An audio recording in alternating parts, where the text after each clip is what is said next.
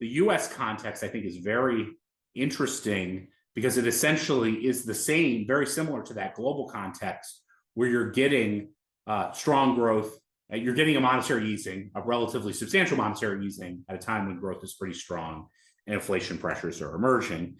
And that in the US context, what's driving that growth is very sustainable, continues to be sustainable.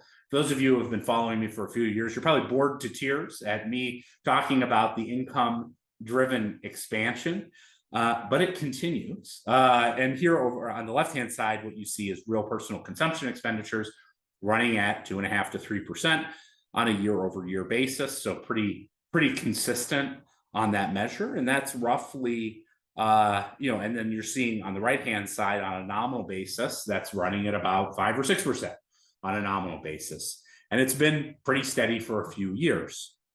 How is that being financed? Well, the story is pretty simple, which is that income growth continues to be running at 5 or 6% nominal, which is above basically all of the post-GFC level of income growth, and more akin to the boom in the aughts.